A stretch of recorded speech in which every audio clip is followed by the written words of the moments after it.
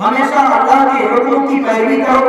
یہ کیسا دین ہے, یہ کیسا مذہب ہے, اس مذہب میں اتنی سختی, نمازیں پڑھو, روزے رکھو, وہ کرو, ایسا کرو, ایسا مت کرو, یہ کرو, وہ کرو. Thanks for watching. Don't forget like, comment, share and subscribe to Al Haq Media. Hamida ومصليا أما بعد فقد قال الله تبارك وتعالى في كلامه المجيد والفرقان الحميد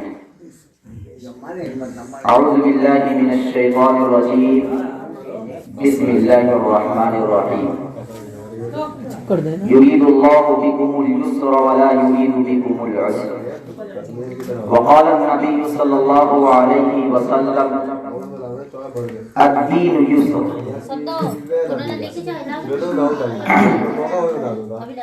حضرات سامعین اور میرے دینی بھائیوں, مجھ سے قبل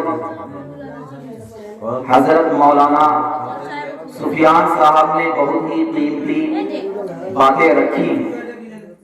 اگر ان کے بیان کردہ اقوال پر ہم عمل کر لیں تو ہماری زندگی کامیاب ہو جائے گی.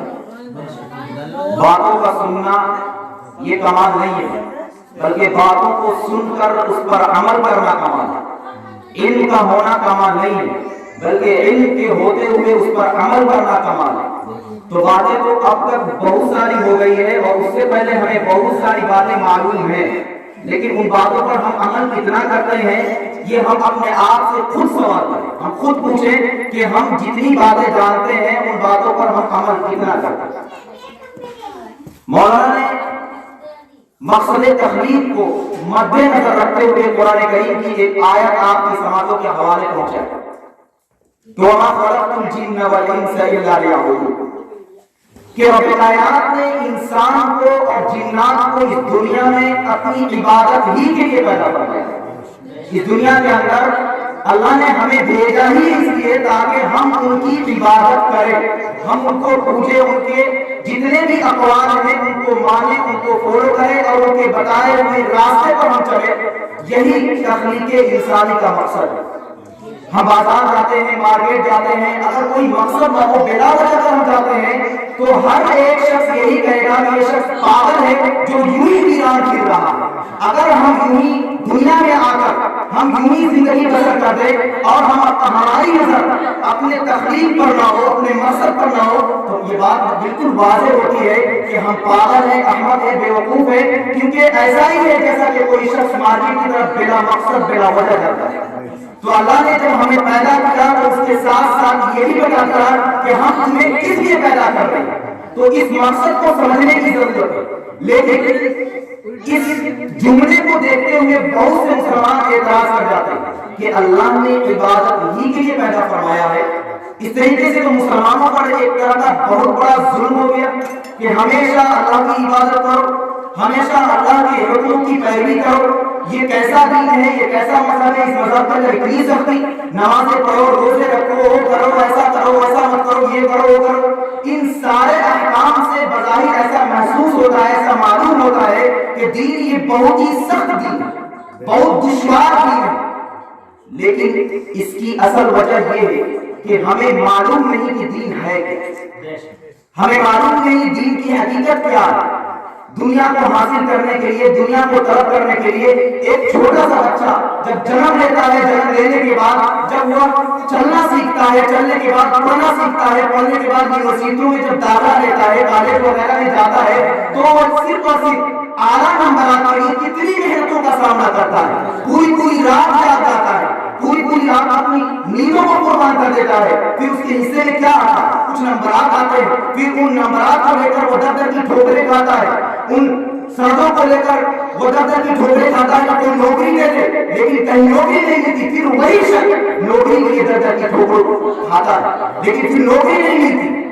آپ دنیا کے حصول کے لیے, دنیا کے اسباب کو حاصل کرنے کے لیے, چند پیسوں کے کمانے کے لیے آپ کتنی مشقتوں کا سامنا کرتے ہیں, کتنی دشواریوں کا سامنا کرتے ہیں, لیکن آپ کو ملتا کیا ہے؟ وہی جو آپ کی مقدر میں. کاروباری ہمیشہ 24 گھنٹہ یہی سوچتا ہے کہ میرا کاروبار عروج پر کیسے چلا جائے, میرے کاروبار کا ترقی کیسے آ جائے, میں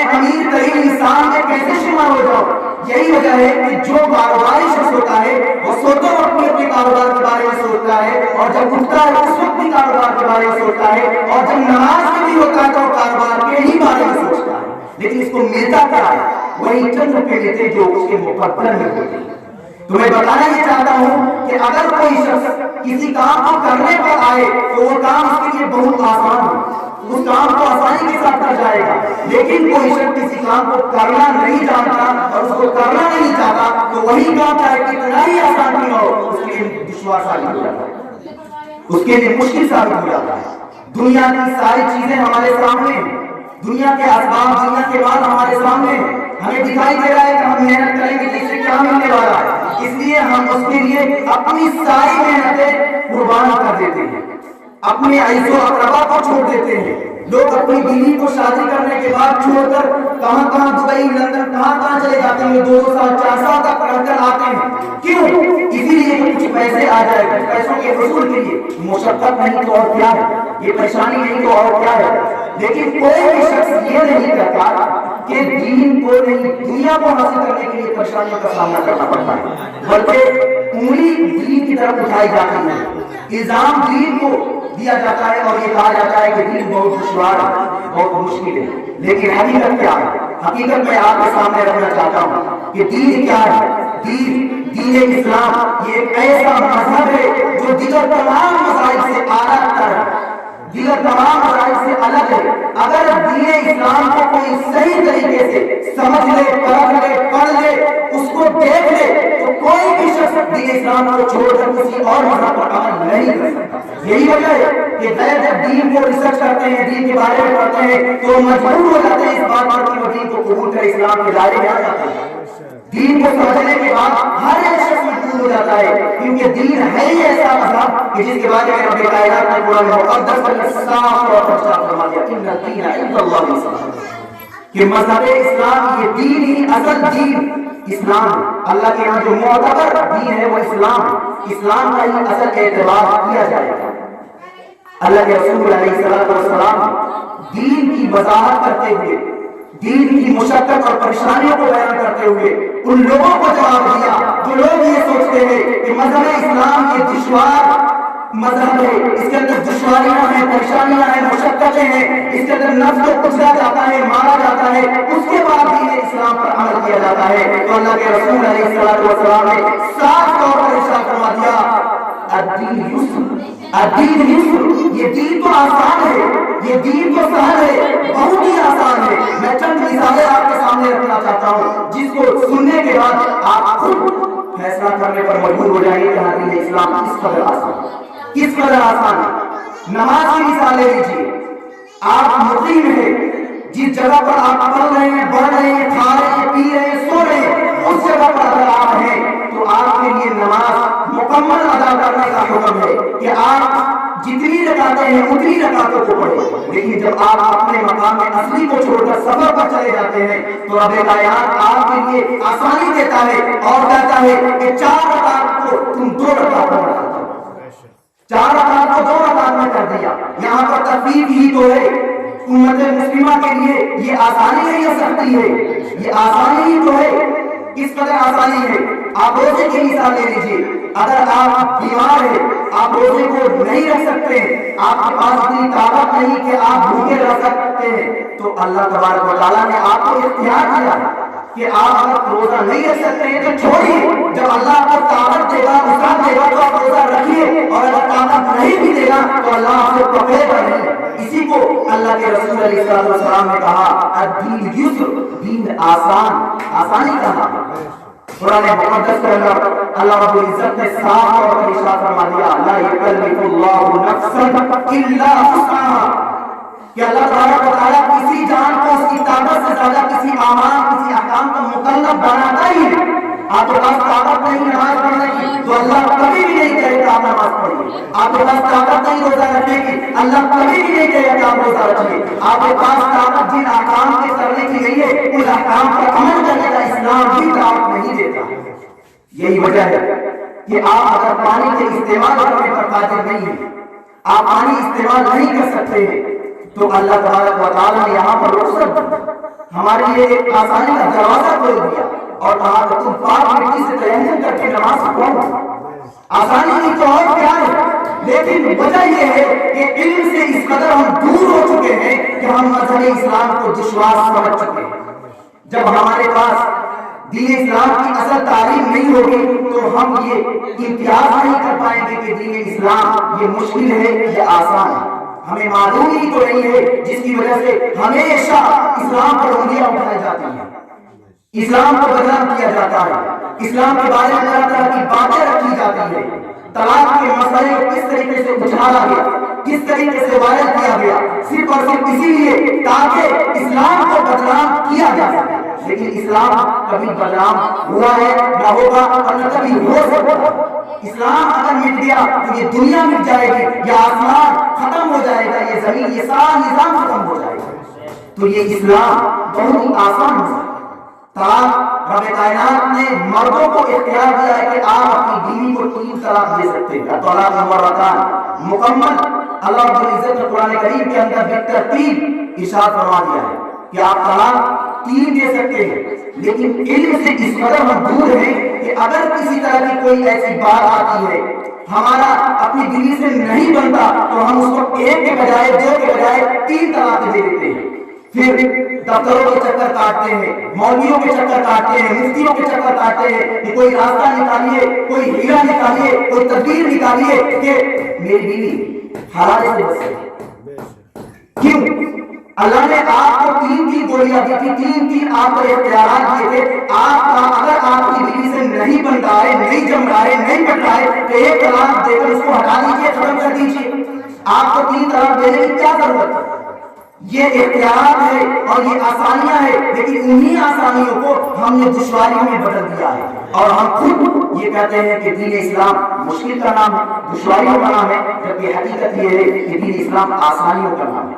قرآن کریم کے اندر اللہ تبارک و تعالیٰ نے ارشاد فرمایا کہ اللہ رب العزت تمہارے ساتھ آسانی چاہتا ہے. یرید اللہ بکم اليسر ولا یرید بکم العسر، کہ تمہارے ساتھ کبھی دشواری نہیں چاہتا، پریشانی نہیں چاہتا، کبھی نہیں چاہتا کہ میرا بندہ پریشانی میں جائے، میرا بندہ کوئی ایسا کام کرے کہ جس کام کو کرنے کی اس کے اندر طاقت ہے ہی نہیں. تو اللہ رب العزت خود دین اسلام کو آسان کر کے ہمارے سامنے پیش کیا ہے.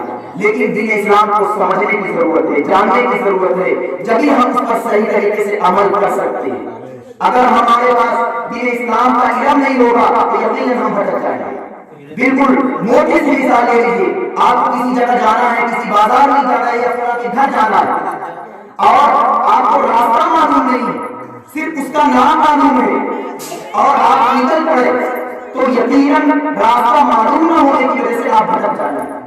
آپ کہیں اور چلے جائیں گے، جہاں جانا چاہیے وہاں نہیں جائیں گے، کہیں اور چلے جائیں گے. یہی حال تو ہمارا ہو چکا ہے کہ ہم اسلام کے ماننے والے تو ہیں، لیکن اسلام کے جو اصول، جو قوانین ہیں، جو احکامات ہیں، ان کو ہم نہ جانتے ہیں اور جب جانتے ہیں تو اس پر عمل نہیں کرتے، جس کی وجہ سے مسلمان آج اس قدر تنزلی میں جا رہا ہے. تو میں ایک اصول آپ کے پاس رکھتا ہوں، اگر اس اصول پر آپ عمل کر لیں گے تو 101% میں یقین کے ساتھ، دعوے کے ساتھ کرتا ہوں کہ اسلام آپ کے اندر، آپ کے گھر کے اندر، آپ کے نسلوں کے اندر آ جائے. امام غزالی علیہ الرحمہ نے اصلاح نفس کے تعلق سے 4 اصول بیان کیے. ان اصولوں میں سے سب سے پہلا اصول تو یہ ہے کہ آپ علماء ربانیین کی صحبت اختیار کریں، علماء کے ساتھ اٹھے بیٹھے، ان سے اپنے رابطوں کو مضبوط کریں، ان سے باتیں کریں. جو بھی مسئلہ کھڑا ہو اس مسئلے کو سب سے پہلے آپ علماء کے سامنے رکھیں، ان سے مشورہ کریں، پھر اس کے آگے آپ اپنا قدم اٹھائیں. اگر یہ طریقہ کار ہمارے گھروں کے اندر، ہمارے اندر آ جائے گا تو یقیناً جو بگاڑ پیدا ہوا ہے وہ بگاڑ ختم ہو جائے گا. کیونکہ صحبت ایک بہت بڑی دولت، اس کی موٹی سی مثال آپ صحابہ کرام لے لیجیے. صحابہ کرام ہماری طرح ایک انسان تھے، کھاتے تھے، پیتے تھے، سوتے تھے، ہماری طرح آنکھ ناک ساری چیزیں. وہ کوئی انسان کی الگ مخلوق نہیں تھی، وہ بھی انسان ہی تھے. لیکن ان کو جو مقام ملا وہ کیوں ملا، ان کو جو مرتبہ ملا وہ کیوں ملا، ان کی جو حیثیت دیگر لوگوں سے بلند و بالا ہے کیوں؟ اس کی اصل وجہ یہی ہے کہ انہوں نے نبی پاک علیہ السلام کی صحبت کو اختیار کیا، ان کی صحبت کو پایا، جبھی وہ اس مقام کو پہنچے۔ تو سب سے پہلی چیز جو بنیادی چیز اصلاح نفس کے لیے وہ یہ ہے کہ ہم علماء ربانیین کی صحبت کو اختیار کریں۔ اور دوسری چیز کہ اگر آپ علماء ربانیین کی صحبت کو اختیار نہیں کر سکتے، ہر علاقے میں کوئی عالم نہ ہو، لیکن کم سے کم ہر علاقے کے اندر مسجدیں ہوتی ہے اور ان مسجدوں کے اندر کوئی نہ کوئی امام ہوتے ہیں، وہ عالم ہوتے ہیں، نہیں تو کم سے کم وہ ہم سے زیادہ جاننے والے ہوتے ہیں، تو ان سے ہم اپنا تعلق قائم رکھیں۔ اگر کوئی ایسا شخص نہیں ہے جن سے آپ کا دل مطمئن نہیں ہے تو پھر آپ اپنا ایک دوست بنائیں، اور ہر ایک شخص کا دوست ہوتا ہے، اس طریقے سے بیٹھے ہیں اپنی دوستیوں کے ساتھ، محبتوں کے ساتھ، تو آپ اپنے دوست سے معاہدہ کر لیں، وعدہ کر لیں کہ دیکھو مجھے معلوم ہے نماز پڑھنی، مجھے معلوم ہے جھوٹ نہیں بولنا، مجھے معلوم ہے چوری نہیں کرنی، مجھے معلوم ہے غیبت نہیں کرنا، جن جن باتوں کا علم ہے آپ کو، تو آپ وہاں پر معاہدہ کریں اور عہد کریں کہ اگر میں غلط کروں تو تم میرا گریبان پکڑ کر کہنا کہ تو غلط جا رہا ہے، صحیح راستہ یہ، اور اگر تو غلط جائے تو میں تیرا گریبان پکڑوں گا اور کھینچ کر صحیح راستے کی طرف لے کر آؤں گا۔ تو ہر ایک شخص کا دوست ہوتا ہے کہ دوست سے معاہدہ کرے۔ دوسرا طریقہ اصلاح نفس کا یہ، اور تیسرا طریقہ بعض لوگوں میں جو یہ کہتے ہیں کہ ہمارے پاس کوئی دوست ہی نہیں، ہو سکتا ہے کہ کسی کے پاس کوئی دوست نہ ہو سکتا ہے، چلیے ایک سیکنڈ کے لیے مان لیتے ہیں کسی کا کوئی دوست نہ ہو، لیکن اس بات سے کوئی بھی شخص انکار نہیں کر سکتا کہ جس کا کوئی دوست نہ ہو اس کا کوئی دشمن بھی نہ ہو۔ دشمن ہر ایک شخص کا ہوتا ہے، تو آپ اپنے دشمنوں سے کس طریقے سے اپنی اصلاح کر سکتے ہیں اس کے بارے میں امام غزالی علیہ الرحمہ نے لکھا ہے کہ آپ اپنے دشمنوں سے نصیحت اس طریقے سے حاصل کریں کہ دشمن کا کام یہ ہوتا ہے کہ آپ کے اندر چھپے ہوئے عیوب کو اجاگر کرے اور لوگوں کے سامنے بیان کرے۔ جب وہ دشمن آپ کے چھپے ہوئے عیوب اور برائیوں کو لوگوں کے سامنے بیان کرے تو اس پر آپ نظر رکھیں اور ان برائیوں کو ختم کرنے کی کوشش کریں، ان عیوبوں پر پردہ ڈالنے کی کوشش کریں۔ اس طریقے سے آپ اپنے دشمن سے اپنی اصلاح کر سکتے ہیں۔ اور چوتھا طریقہ اصلاح نفس کا امام غزالی علیہ الرحمہ نے ان لوگوں کے لیے رکھا ہے جو آبادی میں نہیں، جو شہر میں نہیں، جو قصبے اور علاقے میں نہیں بلکہ جنگلوں میں زندگی گزارتے ہیں۔ کچھ لوگ یہ کہتے ہیں کہ ہمارے پاس نہ کوئی عالم ہے جن کی صحبت اختیار کر سکے، نہ کوئی دوست ہے جن کی صحبت اختیار کر سکے، نہ کوئی دشمن ہے کیونکہ ہم جنگل میں رہتے ہیں۔ ایسا بہت مشکل ہے، لیکن ایسے لوگوں کے بارے میں بھی امام غزالی نے ایک نسخہ چھوڑ دیا، ایک طریقہ چھوڑ دیا۔ اس طریقے پر اگر عمل کر لیا جائے تو وہ شخص بھی کامیاب ہو جائے گا جو لوگوں سے دور رہتا ہے، علماء سے دور رہتا ہے، جو دوستوں سے دور رہتا ہے، دشمنوں سے دور رہتا ہے، گوشہ نشینی اختیار کر کے زندگی گزارتا ہے۔ امام غزالی نے لکھا ہے کہ جب کوئی شخص جنگل میں رہے یا ایسی جگہ رہے جس کا کسی سے کوئی واسطہ نہیں، تو رات میں جب سونے کے لیے بستر پر آئے تو اس وقت اپنے ہاتھ کو اپنے دل پر رکھے اور پورے دن پر اپنی نظر رکھے، نظر دوڑائے اور اپنے آپ سے سوال کرے، اپنے آپ سے پوچھے کہ پورا دن میں نے کس انداز میں کس طریقے سے گزارا، یہ جو اوقات گزرے ہیں ان اوقات میں نے اللہ کے حکموں کو تو نہیں توڑا، رسول اللہ کے حکموں کی نافرمانی تو نہیں کی۔ اگر وہ شخص گنہگار ہے تو یقیناً اس کے لیے ضروری ہے کہ وہ توبہ کرے اور توبہ کر کے اللہ کا مقرب اور محبوب بن جائے۔ اور اگر وہ شخص پورا دن اللہ کے حکموں کے مطابق گزارا ہے تو اس پر اللہ رب العزت کا شکریہ ادا کرے۔ تو دین بہت ہی آسان ہے، جیسا کہ میں نے قرآن کریم اور احادیث مبارکہ کی روشنی میں آپ تک پہنچانے کی کوشش کی ہے، اور اس کے تعلق سے ایک آخری اور بہت ہی اہم بات آپ تک پہنچانے کی کوشش کر رہا ہوں۔ آپ نے اب تک جو باتیں سنی ہیں اس پر عمل کرے یا نہ کرے، اس کو آپ سمجھے ہیں یا نہ سمجھے، میں کچھ نہیں جانتا، لیکن آخر کی جو دو لائنیں، دو باتیں ہیں، اس پر اگر آپ عمل کر لیتے ہیں، اور یہ بہت بڑی نعمت ہے امت مسلمہ کے لیے۔ وہ نعمت کیا ہے؟ انسان وہی ہوتا ہے جو گنہگار ہوتا ہے، یہ سب کو معلوم ہے۔ گناہ ہر ایک شخص سے ہوتا ہے، آپ میں سے کوئی شخص کھڑا ہو جائے یا میں کھڑا ہو جاؤں یا کوئی اور شخص کھڑا ہو جائے جو انسان ہے اور یہ دعویٰ کرے کہ میں گنہگار نہیں ہوں، تو یقیناً وہ شخص جھوٹا ہے، کیونکہ انسان ہوتا ہی وہ ہے جو گناہ کرتا ہے۔ انسان مرکب ہے اور خطا ہی وہ نسیان، انسان خطا اور نسیان سے مرکب ہے۔ لیکن عقل مند مسلمان وہ ہے جو غلطیوں کے بعد سدھر جائے، جو غلطیوں کے بعد راہ راست پر آ جائے، غلطی ہونے کے بعد توبہ کر لے۔ توبہ ایک اسلام کے اندر ایسا دروازہ ہے، ایسا دروازہ ہے کہ ایک گنہگار اگر صرف دل سے اپنے گناہوں کو شرمندگی کرنے کے بعد ہاتھ اٹھاتا ہے اور توبہ کرتا ہے، روتا ہے، پھر بھی آتا ہے اور عزم مصمم کرتا है उस गुनाह को छोड़ने का, तो उसी वक्त अल्लाह रब्बुल इज्जत का हुक्म मुकर्रम हो जाता है। और हदीस पाक के अंदर ऐसे ताहीर के बारे में अल्लाह के रसूल अलैहिस्सलाम ने साफ तौर पर इरशाद फरमा दिया, अत्ताइबु मिनज़ ज़म्बि कमन ला ज़म्ब लह। गुनाहों से तौबा करने वाला शख्स ऐसा ही है जैसे उसने गुनाह किया ही नहीं। तो दीन इस कदर आसान है कि हमारे अंदर जो नफ्स है उस नफ्स की पैरवी करते हुए शैतान से अगर हम भटक जाते हैं, भटकने के बाद अगर हम गुनाह से तौबा कर लेते हैं तो हम अल्लाह का हुक्म मुकर्रम हो जाते हैं। यकीन हम भी गुनहगार हैं, आप भी गुनहगार हैं, लेकिन आज इस मजलिस में और आज ही से ये अज़्म करे हुए अब से पहले जितने भी हमसे गुनाह हुए उन गुनाहों को आज से नहीं करेंगे, आज ही हम तौबा करते हैं। इंशाअल्लाह अज़ीज़ अल्लाह रब्बुल इज़्ज़त हमारी तौबा को कबूल फरमाएगा। तो बस इस मजलिस का मकसद बस एक ही है कि दीन आसान है और दीन से प्यारा कोई मजहब नहीं है। बस फर्क ये है कि हम दीन को समझने की कोशिश करें। आप कॉलेज में पढ़े, यूनिवर्सिटी में पढ़े, इससे कोई फर्क नहीं पड़ता। तुम शौक से कॉलेज में पढ़ो, पार्क में खेलो, तुम शौक से कॉलेज में पढ़ो, पार्क में खेलो, जाहिर है गुब्बारों में हो, चढ़ के भी झूलो, बस एक सुबह, बस एक बात बंदे आजिज की रहे यार, अल्लाह को और अपनी हकीकत को रखो। कुछ भी करो, कहीं भी पढ़ो, लेकिन अपनी हकीकत को और मकसद तकलीफ को कभी भी ना भूलो। अपने मकसद पर नजर रखते हुए जिंदगी गुजारे। दुआ करें कि अल्लाह रब्बुल इज्जत हम सबों को सुनने से ज्यादा अमल करने की तौफीक मरहमत फरमाए। वीडियो को लाइक एंड कमेंट करें और दीनी मालूमात के लिए हमारे चैनल अल हक मीडिया को सब्सक्राइब करके बेल आइकन को दबा दें ताकि सबसे पहले हमारी बात आप तक पहुंच सके।